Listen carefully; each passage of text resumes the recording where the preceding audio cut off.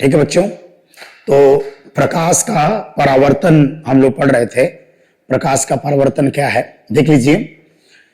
प्रकाश का परावर्तन का मतलब होता है कि जब कोई प्रकाश की किरण किसी चिकने तल से टकराकर पुनः उसी माध्यम में वापस लौट जाए। यदि कोई प्रकाश की किरण किसी तल को छूकर उसी माध्यम में रिबाउंड हो जाए तो यह घटना प्रकाश का परावर्तन कहलाता है। जब भी प्रकाश की किरण किसी चिकने तल से टकराकर पुनः उसी माध्यम में वापस लौट जाए तो प्रकाश की इस घटना को कहा जाता है प्रकाश का परावर्तन। मैंने सबका नाम लिख दिया है कि इसको क्या बोलते हैं। जैसे यहां जेड डैश, जिस तल से प्रकाश को टकरा के जा रही है उसका नाम है परावर्तक पृष्ठ, और जो किरण एकदम आ रही है टकराने के लिए AO, इसका नाम है आपतित किरण, और टकरा करके जो वापस जा रही है इसका नाम है परावर्तित किरण, और ये जो NO है उसे हम लोग कहते हैं अभिलंब, नॉर्मल। अभिलंब क्या होता है इस पर हम चर्चा करेंगे। लंब अलग शब्द होता है और अभिलंब अलग शब्द होता है। अभिलंब में बोल रहा हूं कि ये अभिलंब है, ओके। और इसमें एक और खास बात जान लीजिए, आपतित किरण और अभिलंब के बीच, अभी अभिलंब क्या होता है अभी चर्चा करेंगे। अभिलंब की परिभाषा क्या होती है मैं बताऊंगा, अभिलंब किसे कहते हैं। आपतित किरण और अभिलंब के बीच बनने वाला जो कोण है उसे कहते हैं आपतन कोण। परावर्तित किरण और अभिलंब के बीच बनने वाले कोण को हम लोग परावर्तन कोण कहते हैं ना, ये ध्यान रखिएगा। अब पढ़ेंगे आपतन कोण, समझ आपतन कोण जान गए। आपतन कोण I, यह हो गया परावर्तन कोण R होता है। अब परावर्तन के क्या होंगे नियम क्या होते हैं, परावर्तन के क्या नियम होते हैं, इस पर हम लोग चर्चा करने वाले हैं। तो परावर्तन के दो नियम होते हैं, परावर्तन के दो नियम। पहला नियम होता है, परावर्तन के नियम के बारे में चर्चा करें। अगर परावर्तन के नियम, तो परावर्तन के कितने नियम होंगे, दो नियम होते हैं। प्रकाश में परावर्तन के दो नियम होगा। पहला जो नियम होता है वो ये है कि आपतित जो किरण है बेटा, ये वाली आपतित किरण और ये जो परावर्तित किरण है और ये क्या है अभिलंब है, तीनों आपतित किरण, परावर्तित किरण और अभिलंब तीनों एक ही समतल में स्थित होते हैं, एक ही तल में होंगे ना।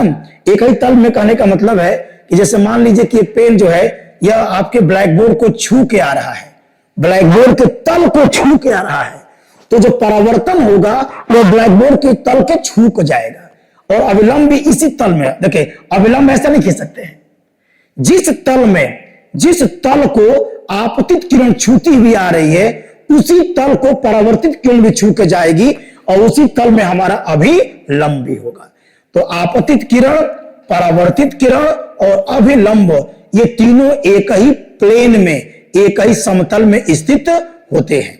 और एक सबसे मोस्ट इंपॉर्टेंट जो है परावर्तन के नियम में कि आपतन कोण परावर्तन कोण के बराबर होता है। आपतन कोण परावर्तन कोण के बराबर होता है, ये सबसे इंटरेस्टिंग लाइन होता है। कैसे होता है इसको सिद्ध कर देते हैं। कैसे पता चला कि आपतन कोण परावर्तन कोण के बराबर कैसे होता है, इसको सिद्ध किया जा सकता है और मैं सिद्ध करके दिखा देता हूं। ये होता है, तो आपतन कोण परावर्तन कोण के बराबर कैसे होता है सिद्ध करेंगे। एक बार ध्यान लीजिए, प्रकाश का परावर्तन क्या होता है, परावर्तन के कितने नियम, दो नियम। आपतित किरण, परावर्तित किरण और अभिलंब दोनों तीनों एक ही तल में स्थित होते हैं और आपतन कोण परावर्तन कोण के हमेशा बराबर होता है। अब इस पर चर्चा करेंगे। एक शब्द जानना है, अभिलंब क्या होता है। अभिलंब शब्द के मतलब थोड़ा सीख लें, अभिलंब क्या होगा। अभिलंब को अंग्रेजी में नॉर्मल कहते हैं।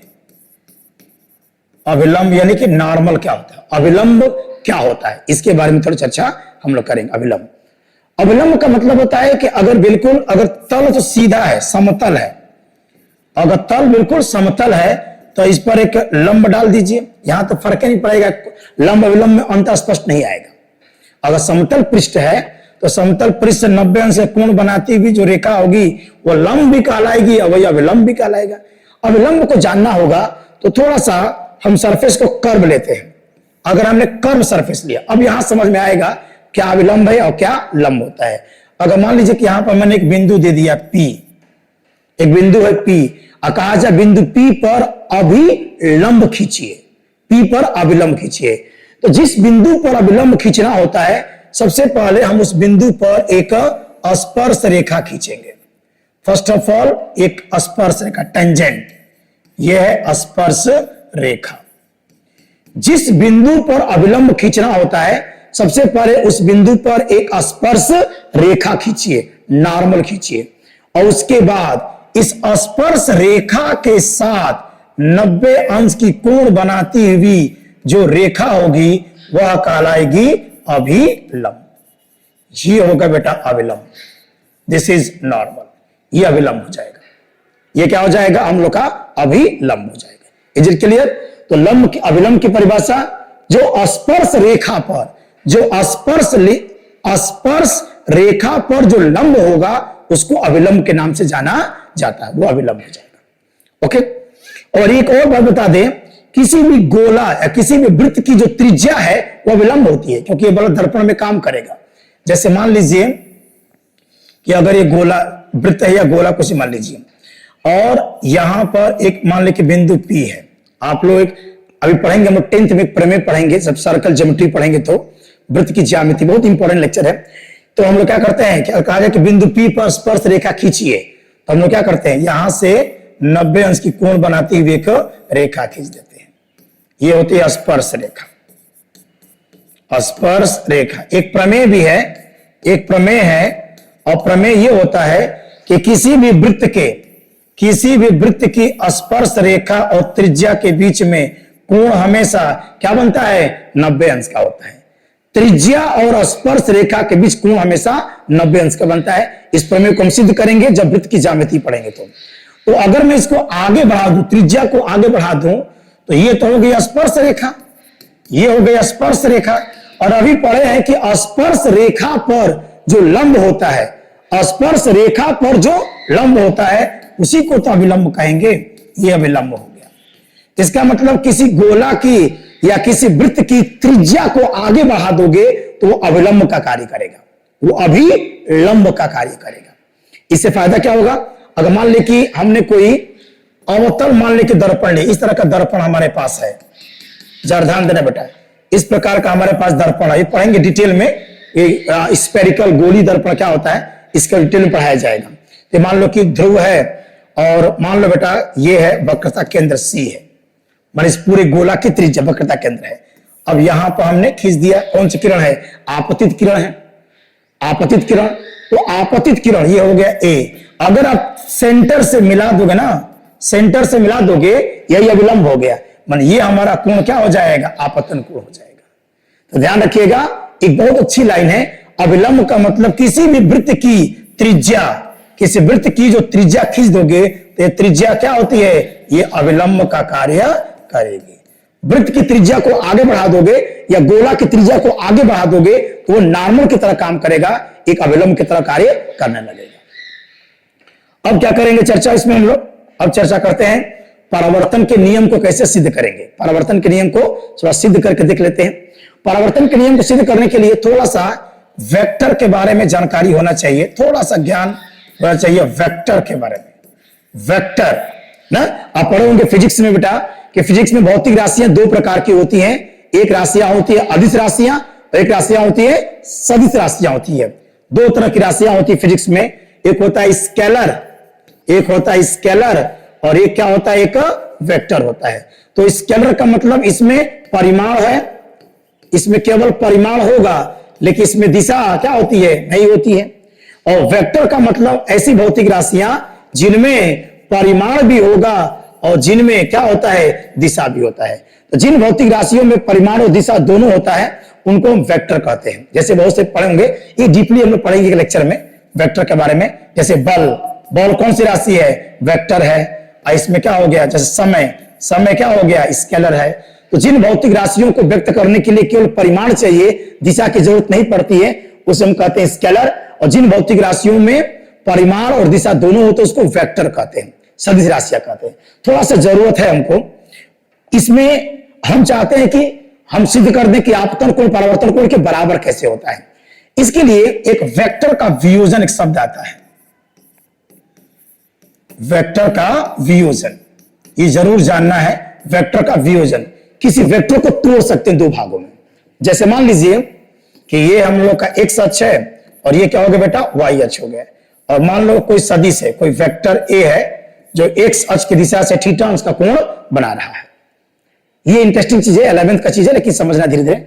अगर किसी भी सदिश को, कोई सदिश राशि है, ऐसी राशि जिसमें परिमाण और दिशा दोनों है, और एक सदिश राशि है जो एक्स अक्ष की दिशा से थीटा का कोण बना रही है। मैं चाहता हूं कि वेक्टर ए को तोड़ना चाहते हैं, मैंने उसका कितना हिस्सा एक्स कंपोनेंट में है और कितना हिस्सा वाई कंपोनेंट में है, तो त्रिकोणमिति की हेल्प से सिद्ध कर सकते हैं। अभी केवल जानना यह है कि जब किसी वेक्टर को हम तोड़ते हैं तो इसका एक्स कंपोनेंट हो जाएगा एक्स कॉस थीटा, और इसका जो वाई कंपोनेंट हो जाएगा बेटा, ये हो जाएगा ए साइन थीटा। इसको त्रिकोणमिति में सिद्ध कर देंगे, आसान है एकदम, ठीक है ना। तो वेक्टर का वियोजन जानते रहिए।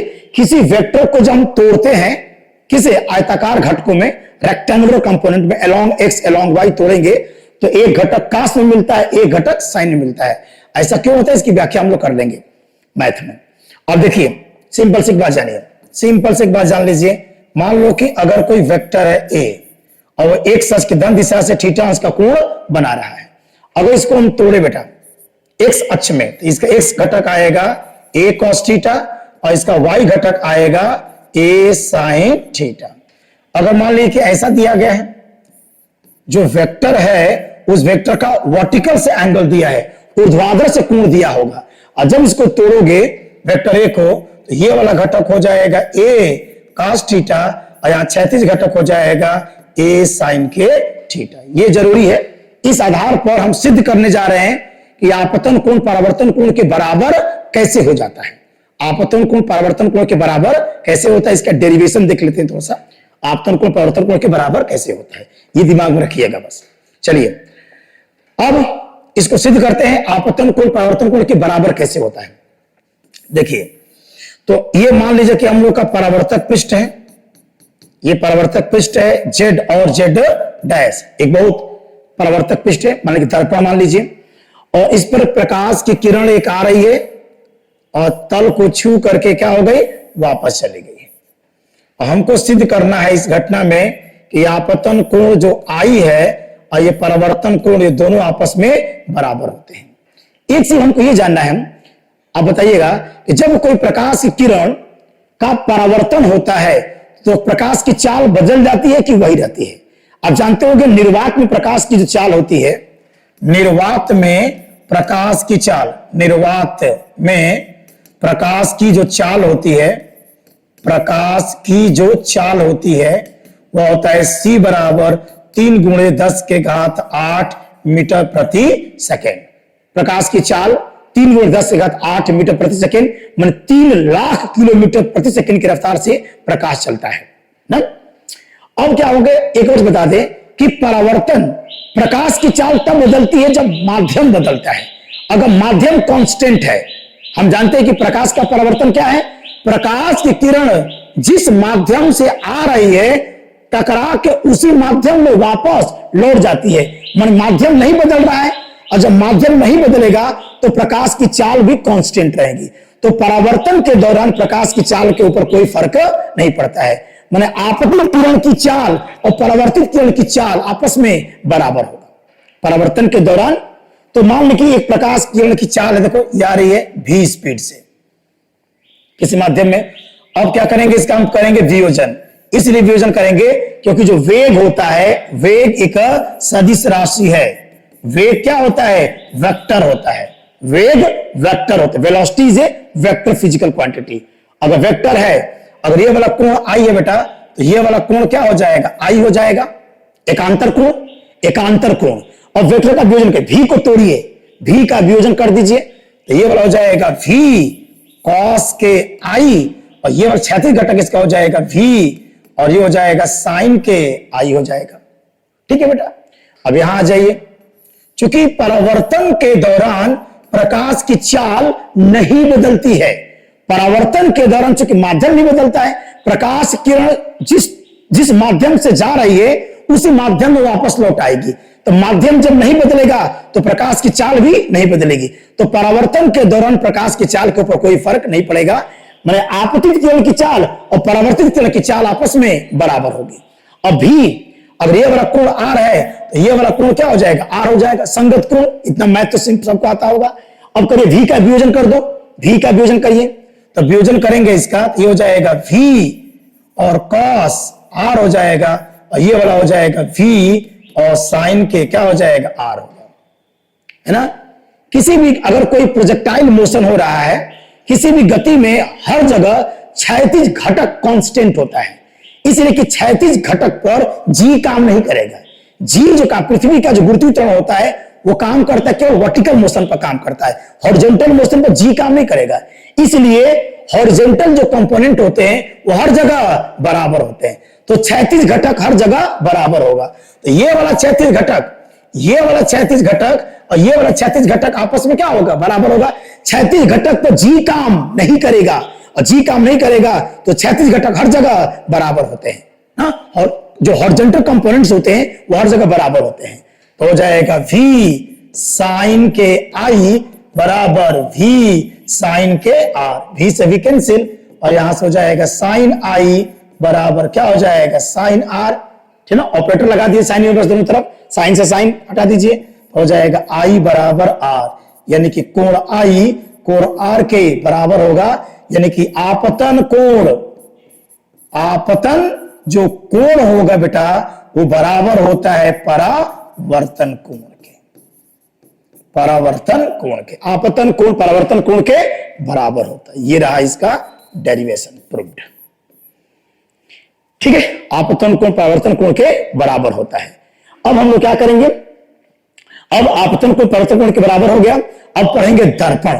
दर्पण के बारे में एकदम डीपली स्टडी, दर्पण कैसे बनता है, दर्पण के लिए चांदी की कलई क्यों करते हैं, ऊपर रेड आग पीछे रेड ऑक्साइड क्यों लगाया जाता है, मैं दर्पण के बारे में एक विस्तृत अध्ययन करेंगे। फिर हम पढ़ेंगे समतल दर्पण क्या है, समतल दर्पण की पूरी विशेषताएं पढ़ेंगे। उसके बाद पढ़ेंगे कौन सा दर्पण, उसके पढ़ा जाए गोली दर्पण में उत्तल दर्पण अवतल दर्पण, उनका इमेज फॉर्मेशन। उसके बाद पढ़ेंगे हम लोग कौन सा, दर्पण के परावर्तन का सूत्र 1/f बराबर 1/v + 1/u का निगमन, एकदम आसान तरीके से, linear magnification, sign convention rule और न्यूमेरिकल। एकदम फिजिक्स का मतलब बच्चे न्यूमेरिकल आना चाहिए, तो न्यूमेरिकल पर आप एकदम बिल्कुल पारंगत हो जाएंगे। एकदम हमेशा खुश रहिए, मुस्कुराते रहिए, बी हैप्पी। और प्लीज इस चैनल को सब्सक्राइब भी कर दीजिएगा बेटा, चैनल को सब्सक्राइब कीजिए, क्योंकि पूरा का पूरा आपका एक एक न्यूमेरिकल, एक एक चीज, पूरा फिजिक्स केमिस्ट्री मैथ का एक एक चीज आपको इस चैनल पर आपको मिलेगा ना, एकदम भरपूर, 100 आपका जो भी बोर्ड एग्जाम होंगे उसमें पूरा का पूरा नंबर आपको प्राप्त होगा। और ज्ञान के दृष्टिकोण से भी चैनल बहुत ज्यादा है, एकदम एक अच्छा कंसेप्ट आपको दिया जाएगा, ठीक है। तो प्लीज और प्लीज इस चैनल को सब्सक्राइब करिए, खूब मन लगा के पढ़िए और हमेशा खुश रहिए।